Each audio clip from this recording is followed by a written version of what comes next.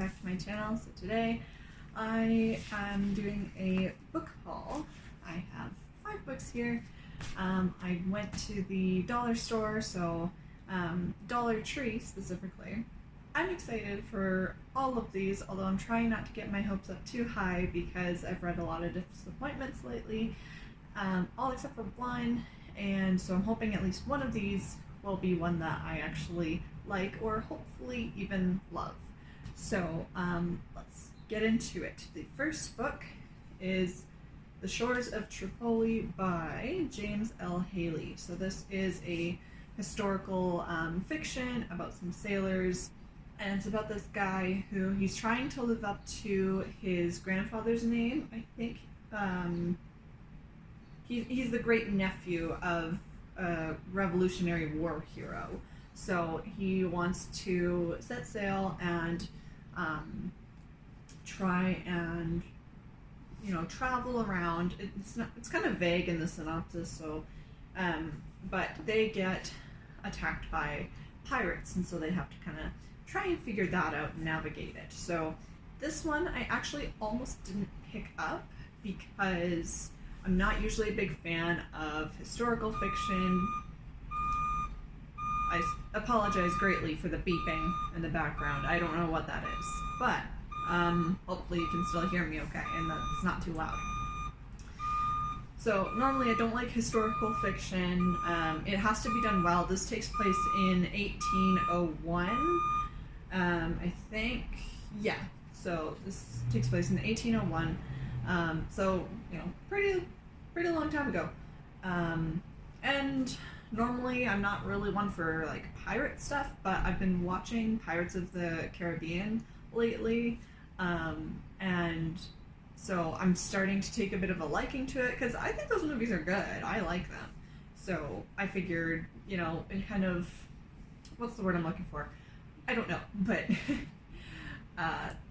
it interested me because of that. Next, I have Screen Queens by Lori Goldstein. So this is about a bunch of girls who are kind of trying to make it big, I guess. So these girls, they're competing for like this internship of like a lifetime. Again, the synopsis is actually kind of vague. I should have taken notes. Big surprise, I didn't. So one of them's like a graphic designer. One, it just says she's a social butterfly and CEO in the making, so I'm not sure what that means. The other one, another one is like a coder, so she's trying to figure that out and win that internship. So I'm interested in this one. This one was one of the first ones that caught my attention. I think because of the color, and it looks really cute. And yeah, I kind of like the idea of like a competition.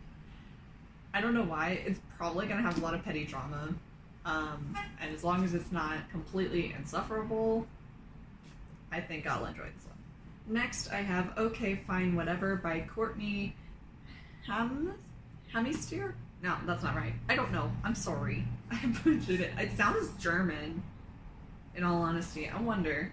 The author blurb doesn't specify. Usually, or at least a lot of the times, they'll like, they'll say the author is from so-and-so, such and such a place, whatever. But anyways, not the point.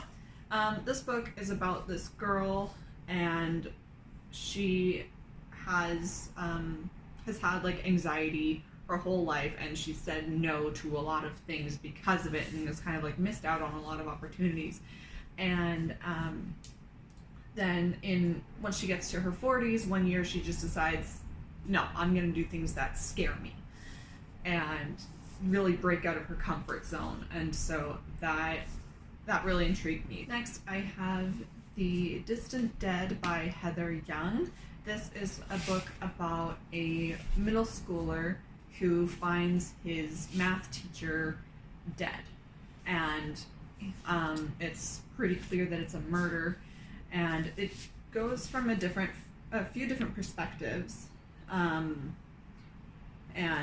everyone's just kind of trying to figure it out. There's like a family that acts kind of like secluded, and so they're a little suspicious. And yeah, I haven't read really like a thriller. It's described as a thriller, so I'm not sure if it's adult or young adult. But it's also the same author as The Lost Girls, which I've heard of before, but I haven't read. So the fact that this author was at the dollar store is pretty neat. And the last book that I picked up was Old Lovegood Girls by Gail Godwin. This is a book about two friends they've been friends since college, and one of them has kind of like a dark past, and a few years later, I think it's 10 years later, yeah, they haven't spoken since college, and they kind of have gotten back together. Something kind of pushes them together. So the last bit of the synopsis says, because I suck at describing books, I apologize.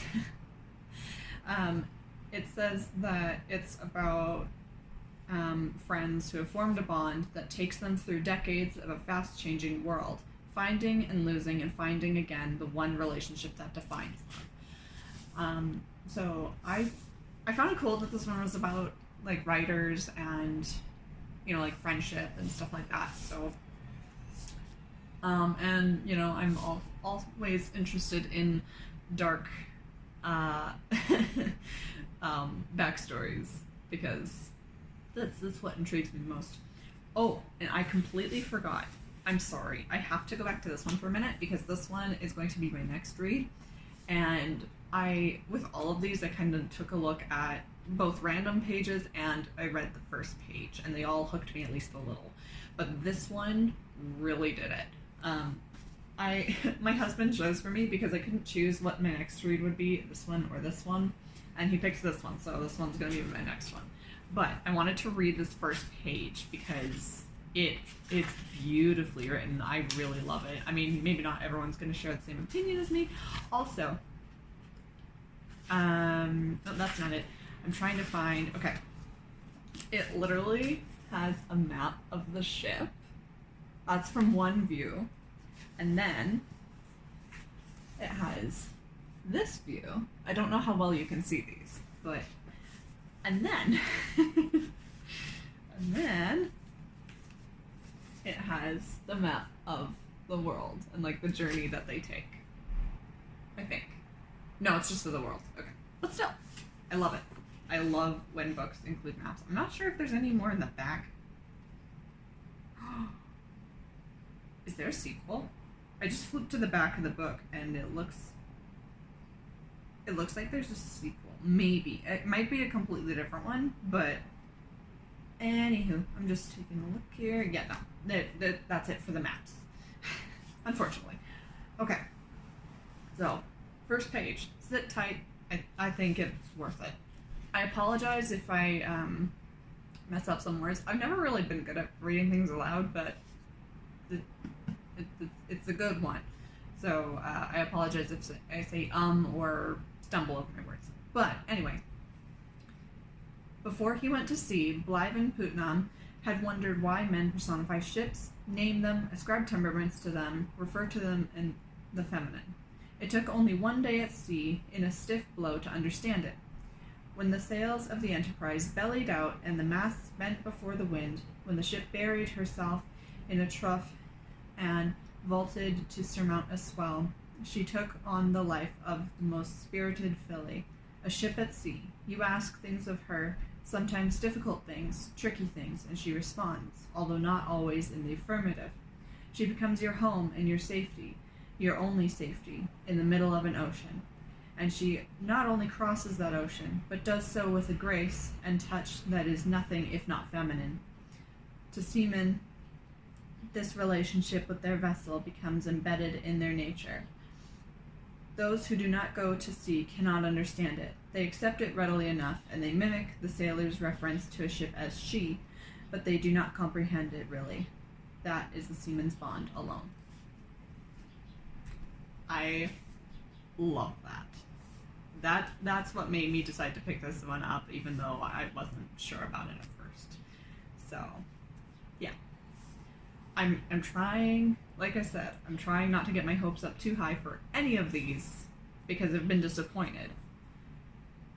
And I want to be pleasantly surprised. But I think the one I'm the most concerned about that I won't like is this one, even though it's the first one that I picked up. Just because, like I said, probably some petty drama in there, but you know, I'm gonna read through all of them, even if I don't like them, because I spent money on them. And even if I just like skim the last bits, I'm going to read all of it, and then I will let you guys know in different reviews how they turned out, if I like them or not. So yeah, that is it for this video. I hope you enjoyed, and I will see you in the next one. Bye.